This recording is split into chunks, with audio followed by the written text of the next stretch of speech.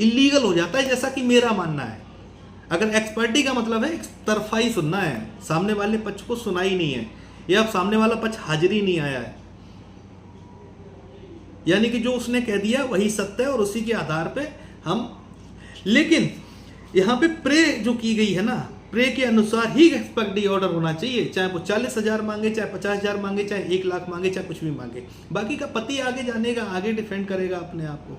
लेकिन यहाँ क्या करते हैं कि एक्सपर्टी ऑर्डर करते हैं, लेकिन उसको मेरिट पे डिसाइड करते हुए करते हैं, और जज साहब अपना दिमाग लगा देते हैं कि साहब 5,000 दे दो, 3,000 दे दो, 2,000 दे दो। और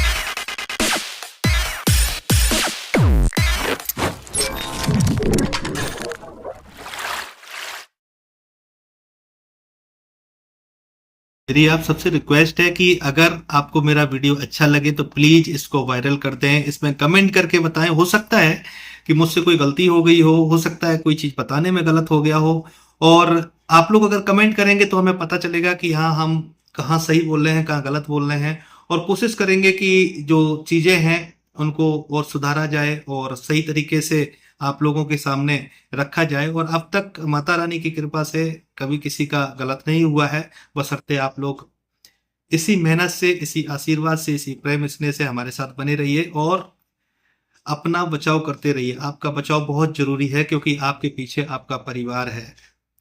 नमस्ते भाइयों, मैं हूं आपका दोस्त एडवोकेट ब्रह्मदत्त। कैसे हैं आप लोग? आज थोड़ा सा समय मिला तो सोचा कि क्यों ना आप लोगों को सिलसिलेवार तरीके से बताया जाए कि मेंटेनेंस जो है सीआरपीसी 125 है, इसमें अगर कोई त्रुटि हो जाती है, कोई भूल हो जाती है, कोई अ, गलत फैसला हो जाता है, तो उसको हम कैसे खारिज करा सकते हैं, इसके संबंध में हम बात करेंगे। हालांकि सीआरपीसी 125 के बारे में मैंने अपने कई सारे ऐसे वीडियो बना रखे हैं, जिसमें कि आप देखेंगे कि मैंने 125 के आदेश को चैलेंज करने के लिए भी बताया है कि आप इसको कैसे कैंसिलेशन में जा सकते हैं। मैंने 125(3) के बारे में, जो ऑर्डर को जो कॉम्प्लाइंस किया जाता है, जिसमें रिकवरी होती है, उसमें हमने बताया कि किस तरीके से प्रोसीजर फॉलो करने चाहिए।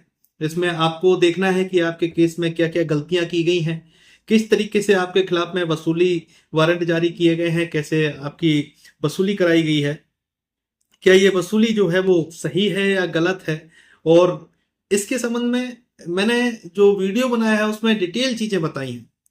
पिछली बार मैंने एक वीडियो बनाया था जो कोर्ट फीस अधिनियम के ऊपर था, जिसमें कि स्पष्ट तौर पर मैंने ये बताया था कि मेंटेनेंस को बचाने के लिए, रिकवरी से बचने के लिए, अगर कोई आदेश अगर हो जाता है गलत तरीके से और उस पर अगर एजुकेशन सीआरपीसी 125(3) में अगर कोई फाइल किया जाता है, तो हमें कोर्ट फीस अधिनियम की धारा का उपयोग करते हुए उस रिकवरी को ना हम कैसे कैंसिल करा सकते हैं, इसके बारे में मैंने अपना एक शॉर्ट में वीडियो बनाया था।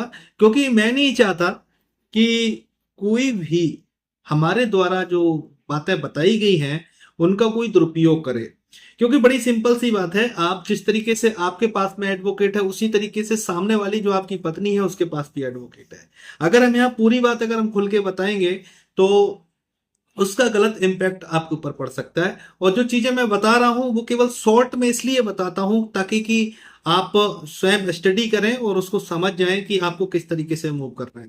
जैसा कि मैंने सीआरपीसी 125(3) के बारे में बताया था कि अगर कोई प्रार्थना पत्र अगर इस तरीके का जाता है तो हमें कैसे सम्मन प्रोसेस को देखना है और किस तरीके से इसमें वसूली के लिए वारंट जारी किए जा रहे हैं, पुलिस के हाथ में वसूली करने का अधिकार है या नहीं है, पुलिस को आपको गिरफ्तार करने का अधिकार है या नहीं है। इन सारी चीजों पे मैंने अपना वीडियो बनाया हुआ था। और कोर्ट फीस अधिनियम की धारा 7 के तहत में मैंने एक ऐसा वीडियो बनाया था, शायद लोग कभी बताते हो कभी सोचते हो इसके बारे में, लेकिन मैंने जब देखा तो मुझे भी अच्छा लगा। और उसी पे एक जजमेंट भी ऑनरेबल सुप्रीम कोर्ट का आया, जिसमें कि स्पष्ट कहा गया है कि अगर 125(3) में अगर रिकवरी कोई फाइल की जाती है तो कोर्ट फीस अधिनियम की धारा 7 के तहत में उसमें स्टाम्प फीस कंपलसरी है, वो देय होगी। तो ये वीडियो जो हमने बनाया था वो आप यूज कर सकते हैं, लेकिन अब यूज कैसे करना है काफी लोग हैं वो सोचते हैं कि हमने उनको बता दिया, वो लोग उसको खुद ही अप्लाई करने लगते हैं। थोड़ा सा माइंड लगाने की जरूरत है, जरूरी नहीं है कि सारा माइंड मैं ही लगाऊं और आपको सारी चीजें बताऊं। मैंने आपको एक्ट बता दी, आपको धारा बता दी, अब आपकी जिम्मेदारी बनती है कि आप उस चीज को समझें कि आखिर में क्या है। अगर मैं कहीं गलत बोल रहा हूं तो आप लोग हमें सुझाव दें अपने, और ताकि कि हम आगे अमल कर सकें। ये वीडियो बनाने का मेरा कोई रेगुलर प्रैक्टिस नहीं है, लेकिन मैं सोचता हूं कि मास मैसेज में आप लोगों तक अपनी बात पहुंचाऊं, इसलिए मैं वीडियो बना लेता हूं समय निकाल के, क्योंकि काफी लोग ऐसे हैं जो कॉल करते हैं जिनसे हमारी बातचीत नहीं हो पाती। तो हम एक छोटा छोटा सा, मोटे मोटे तौर पे कह सकते हैं कि एक छोटा सा क्लू दे देते हैं आपको, एक सेक्शन बता देते हैं, धारा बता देते हैं, और आपको थोड़ा सा क्लू दे देते हैं कि नहीं आपको इस डायरेक्शन में चलना है। हम आपको डायरेक्शन तो बता देते हैं, आपको थोड़ा सा स्टडी करना है। क्योंकि अगर हम पूरी चीज अगर हम खुल के बताएंगे, डिटेल में हम बता सकते हैं, ऐसा नहीं है कि हम वीडियो में डिटेल में नहीं बता सकते, हर चीज हम बता सकते हैं। लेकिन अगर हम डिटेल में सारी चीजें बताएंगे तो उसका इम्पैक्ट जो है ना वो पतियों पे पड़ेगा। और जो वसूली जो हो रही है ना, अभी इलीगल भी अगर हो रही होगी ना तो फिर वो लीगल तरीके से होने लगेगी। इसलिए मैं नहीं चाहता कि एक डिफेंस जो है ना वो जो आप लोगों के लिए बचा हुआ है उसको कोई यूज करे। क्योंकि मैं हमेशा ही पुरुषों की तरफ से डिफेंस लॉयर का काम करता रहा हूं, और डिफेंस लॉयर की तरह ही मैं आज भी काम कर रहा हूं, और मैं लड़कों के ही केस लड़ता हूं। अब बात आती है कि अगर आपका सीआरपीसी 125 का अगर कोई आदेश हो जाता है तो पहली चीज आती है कि एक होता है कि एक्स पार्टी आदेश, एक होता है कि मेरिट पे डिसाइड होना। तो मेरिट पे जब डिसाइड होता है तो फिर वो दोनों पक्षों को सुन के होता है, दोनों पक्षों की अपीयरेंस होती है, बहस होती है, सारी चीजें होती है, फिर निष्कर्ष निकाल के एक जजमेंट दे दिया जाता है कि नहीं भाई ऐसे नहीं ऐसे करना है आपको। ठीक है। जहां बात एक्स पार्टी की आ जाती है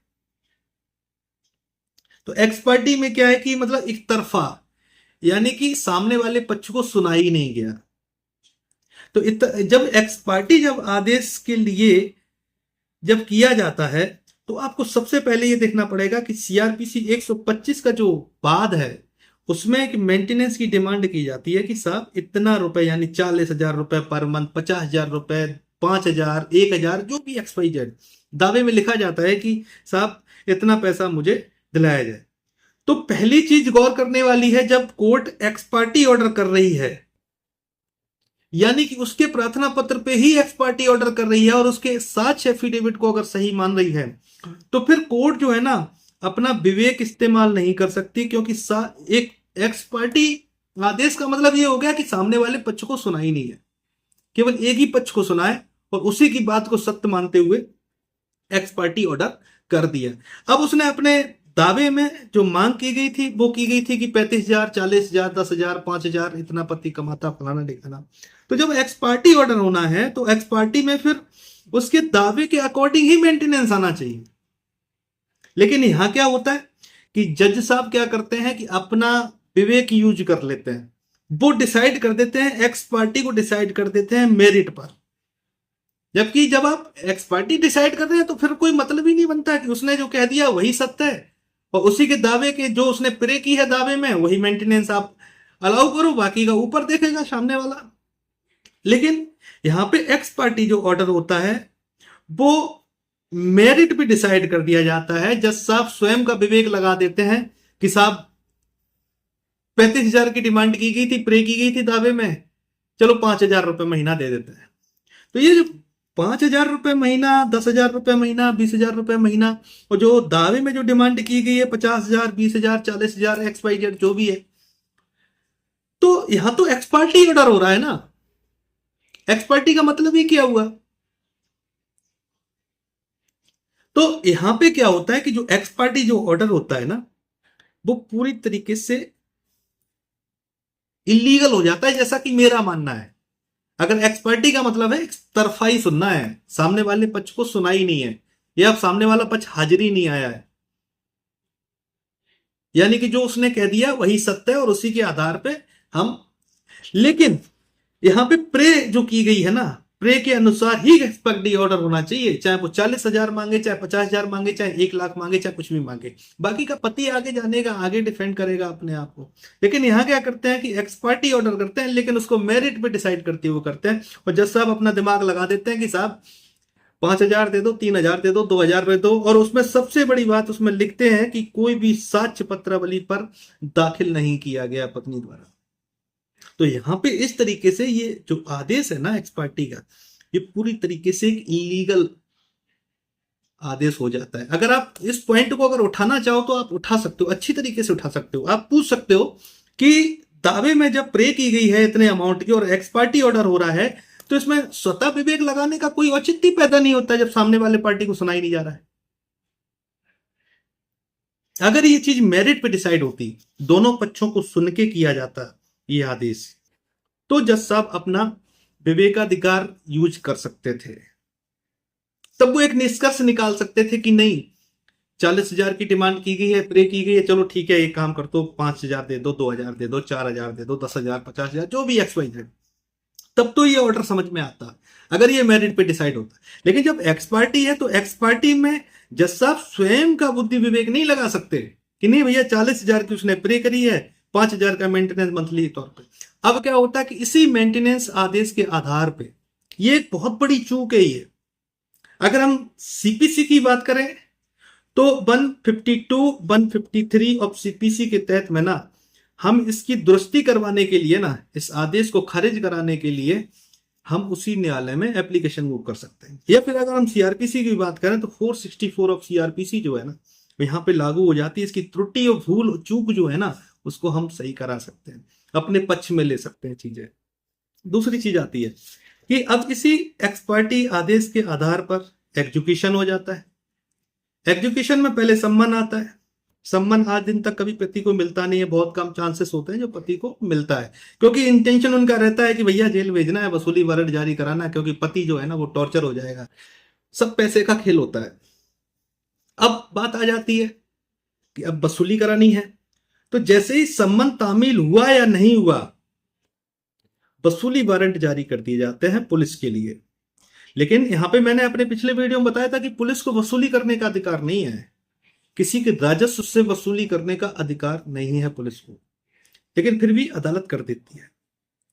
अब यहां पे क्या होता है कि 125(3) में जैसे ही सम्मन प्रोसेस होता है, तो न्यायालय की जिम्मेदारी बनती है कि अगर वो सम्मन जो है उस पर अगर पर्सनल अपीयरेंस नहीं हुई है, वो सम्मन अगर नहीं मिला है, तो दूसरी बार पैरवी के लिए बोल सकती है, दोबारा पैरवी के लिए बोल सकती है, तीसरी बार बोल सकती है। उसके बाद में जब ये पुख्ता हो जाता है कि नहीं सामने वाले को सम्मन मिल गया है और सामने वाला जानबूझकर कोर्ट में अपीयरेंस नहीं दे रहा है, कोई जवाब नहीं, तब जाके कहीं कोई कार्रवाई की जा सकती है। लेकिन जो वसूली की गई जो राशि है ना, जो 125(3) में, उस वसूली की हुई राशि पे जुर्माना लगाते हुए ही रिकवरी वारंट तब जारी किए जा सकते हैं जब आपकी पत्नी ने अपने दावे में जो पति की संपत्ति जो दर्ज कराई है, उस संपत्ति के संबंध में कोई भी उसने साक्ष्य दिया। भाई रिकवरी होगी किससे? रिकवरी के लिए साक्ष्य कौन देगा? भारतीय साक्ष्य अधिनियम की धारा 106 के तहत में जो साबित करने का जो भार है वो आपकी पत्नी के ऊपर है। तो जब वसूली होगी तो वसूली होगी किस चीज की? राजस्व की वसूली होगी। तो जो उसने ये चीजें दिखाई हैं कि साहब इतना है, इतना कमाता है, सैलरी से इतनी जमीन है फलान, तो उसको ये साक्ष्य देने पड़ेंगे। लेकिन यहाँ साक्ष्य नहीं दिए जाते हैं, जिसके बारे में कोर्ट खुद ही अपने आदेश में कह चुका है कि पत्रावली पे कोई साक्ष्य नहीं दिए गए। तो यहाँ पे जो वसूली जो है ना, वसूली का जो आदेश है ना, ये पूरी तरीके से इलीगल हो जाता है। वसूली होगी किस चीज की? अब वसूली वारंट तो जारी कर दिए जाते हैं, बाद में पता चलता है कि पति के नाम तो कुछ भी नहीं है। लेकिन इसलिए जब पति के नाम कुछ भी नहीं है तो पत्नियां क्या करती हैं कि पति के पिता की संपत्ति, मां की संपत्ति का ब्यौरा खोल देती हैं दावे में, जबकि कोई रिलेबिलिटी नहीं बनती है कि सास से या ससुर से भरण पोषण की डिमांड की जाए।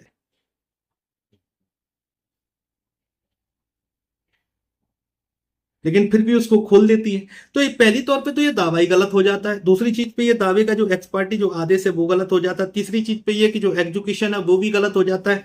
यानी कि कपट पूर्वक तरीके से ये आदेश प्राप्त किया गया है न्यायालय से, और उस पे गलत तरीके से वारंटिंग कराई गई है, समनिंग कराई गई है, तो आप इसको उठा के उसी जगह पे चैलेंज कर सकते हैं, उसी अदालत में चैलेंज कर सकते हैं। ये तो होगी त्रुटि और भूल की बात। अब सीआरपीसी 125 में कोई आदेश हो गया है, तो अब उसको रद्द कैसे कराएं? लोग सलाह देते हैं कि एक काम करो, हाई कोर्ट चले जाओ, हाई कोर्ट चले जाओ। लेकिन मैं ये कहता हूं कि डायरेक्ट हाई कोर्ट जाएंगे या ऊपरी अदालत में जाएंगे तो वहां पे मेंटेनेंस कम ज्यादा किया जा सकता है, लेकिन आपको मेंटेनेंस से बरी नहीं किया जा सकता। तो ऐसी कंडीशन में क्या करना चाहिए? आपको अपनी परिस्थिति दिखाते हुए, जो आपकी वर्तमान कंडीशन है, इसको दिखाते हुए 127 तो सीआरपीसी के तहत में ना उसी न्यायालय में उस आदेश को कैंसिलेशन के लिए डालना चाहिए। लेकिन इसमें परिस्थितियां जरूर दर्शानी पड़ेंगी, परिस्थितियों में बदलाव जरूर होना चाहिए कि साहब पहले हमारी परिस्थिति और थी, आज परिस्थिति और है, हम भरण पोषण करने में सक्षम है या नहीं है, हमारे पास संपत्ति है या नहीं है, इसने दावा झूठ बोला है, क्या किया है, कपट पूर्वक, ये सारी चीजें उसमें आप अपनी लीगल चीजें उसमें खोल सकते हैं। दूसरा पॉइंट यह है कि अगर आप चाहें तो जो सीआरपीसी 125(3) का जो प्रार्थना पत्र जो लगाया गया है, जिसमें कि वारंटिंग वगैरह हुई है, आप उस वारंट को भी चैलेंज कर सकते हैं।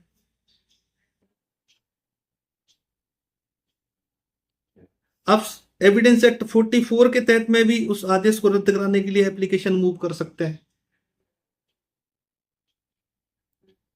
ऐसी बहुत सारी ऐसी चीजें हैं, अगर इस पे अगर डिस्कस करेंगे तो 2 4 6 घंटे भी कम पड़ जाएंगे, क्योंकि जो असली लड़ाई जो होती है ना, वो एग्जीक्यूशन के बाद स्टार्ट होती है।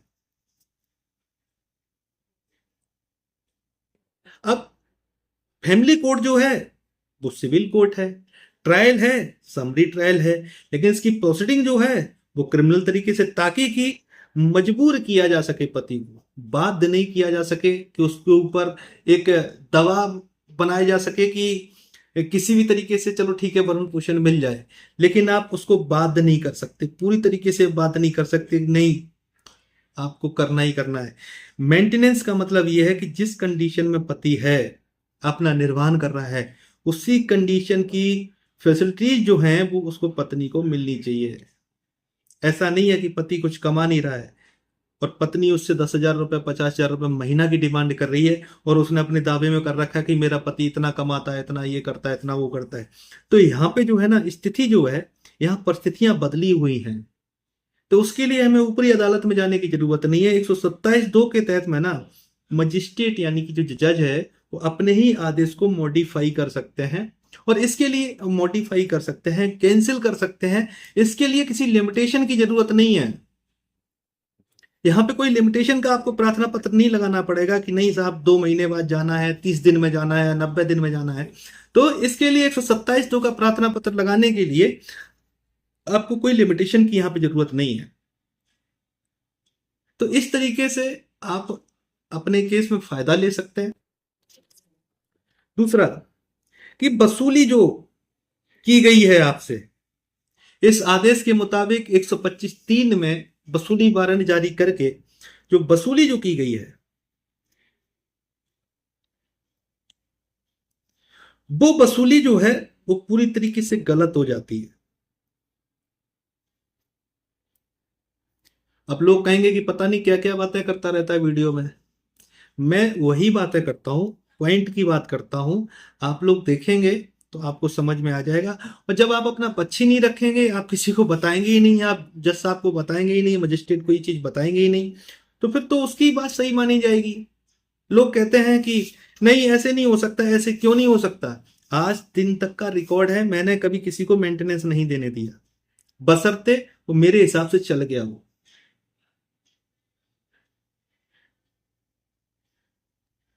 लोग कहते हैं कि ये पैसे की डिमांड करता है। हाँ, जीविका चलाने के लिए पैसा जरूरी है, मैं प्रोफेशन में हूं। हम डॉक्टर के पास जाते हैं ना, डॉक्टर है ना दवाइयां लिख देता है, अपनी फीस लेता है। वैसे ही हम लोग जो है ना सेवादाता होते हैं। सेवा देने का मतलब ये नहीं है कि हम फ्री में सेवा देते रहेंगे। एडवोकेट्स जो है ना वो सेवा प्रदान करते हैं, और जो सेवा करते हैं उसका वो अपना चार्जेज लेते हैं, सरचार्ज लेते हैं। तो इसमें कोई बुरी नहीं है चीज। हम लोग विधि व्यवसाय करते हैं, जैसा कि हम लोगों के प्रोफेशन में है। और जब बात व्यवसाय की आती है तो वहां पे ये सेवा जो है ना फ्री में नहीं की जाती। इसलिए अगर आप लोग अगर हमसे संपर्क करना चाहते हैं तो हमने 500 रुपये 15 मिनट के लिए रखा हुआ है। मेरी आप लोगों से हाथ जोड़ के रिक्वेस्ट है कि डायरेक्ट कॉल ना करें, क्योंकि व्यस्तता के कारण काफी परेशानी होती है लोगों के कॉल उठाने में, और मैं नहीं चाहता कि आपके दिमाग में जिन चीजों से मैं आपको निकालना चाह रहा हूं कि भाई टेंशन ना आए, दिमाग में परेशानी ना हो, किसी के साथ गलत ना हो जाए, जिस चीज से मैं निकालना चाह रहा हूं ना लोगों को, आप उसी चीज में चले जाए कि अरे मेरा फोन नहीं उठा रहे, मेरी बात नहीं हो रही, मेरा ये नहीं हो रहा है। इसलिए मैं क्या करता हूं कि समय निकाल के एक मास मैसेज में आप लोगों को बताने के लिए ये वीडियो बनाता हूं, ताकि कि आप लोग इसको ज्यादा से ज्यादा देखें। एक बार समझ में नहीं आए, दूसरी बार समझें, दूसरी बार नहीं, तीसरी। अगर मैं लीगल चीजों में अगर बात करूं ना, लीगल भाषा में बात करूं, तो फिर वो आपको किताबों में भी लिखा हुआ है और आपको बताने वाले बहुत है। मैं उसी भाषा में बात करता हूं जिस भाषा में आपका मुकदमा न्यायालय में चलता है। प्रैक्टिकल एक्सपीरियंस के आधार पर मैं आप लोगों से अपनी चीजें साझा करता हूं, ताकि कि आप लोग आसानी से समझ सके। बाकी मैंने वही है कि एक क्लास में 80 बच्चे होते हैं, एक टीचर होता है, कोई अच्छा ले जाता है, कोई बुरा ले जाता है, किसी के समझ में नहीं आता है, और जब तक घर तक जाते हैं तब तक 20% रह जाता है, कुछ दिनों में भूल जाते हैं। अगर और लोगों की तरह अगर लेना चाह रहे हैं चीजें कि भैया फ्री में फ्री में फ्री में, तो हम आपको ज्ञान फ्री में दे सकते हैं, लेकिन समय फ्री में नहीं दे सकते। इसलिए मेरी आप लोगों से रिक्वेस्ट है कि डायरेक्ट कॉल ना करें। थोड़ा डायरेक्ट कॉल से थोड़ा सा मैं बचता भी हूँ। आप लोग आए, व्हाट्सएप पे आए, और व्हाट्सएप पे अपना पूरा परिचय दें। और जो परिचय जो होता है ना, वो एक शिष्टाचार का पहला कदम होता है, और शिष्टाचार बहुत जरूरी है। अगर हम आपसे बात कर रहे हैं तो अपना परिचय देना बहुत जरूरी है। और क्योंकि काफी लोग हैं व्हाट्सएप पे मेरे से संपर्क करते हैं, उनसे मुझे पूछना पड़ता है कि भैया आप कौन हैं, कहाँ से हैं। तो जब उनसे जब वो पूछते हैं तो वो नहीं कहते हैं, कहते हैं मैं पीड़ित हूँ। वो इस तरीके के जवाब देते हैं। कोई कहता है कि मैं यहाँ से हूँ, इस जगह से हूँ, नाम नहीं बताते। फिर आखिरी में मुझे एक शब्द बोलना पड़ता है कि नाम बताने में जब शर्म आ रही है तो मुकदमा बताने की बात क्यों करते हो? मुकदमे की बात क्यों कर रहे हो किसी से कि हमारी पत्नी ने मुकदमे डाल दिए, जब आपको अपना नाम और अपना परिचय बताने में जब शर्म आ रही है? क्योंकि मैं समझता हूँ जो परिचय जो होता है ना, वो एक शिष्टाचार का पहला कदम है, और शिष्टाचार हमेशा बना के रखना चाहिए। और आप लोग अगर संपर्क कर रहे हैं तो प्लीज आप लोग अपना नाम परिचय जरूर बताएं कि आप लोग कहाँ से हैं, कैसे हैं। धन्यवाद।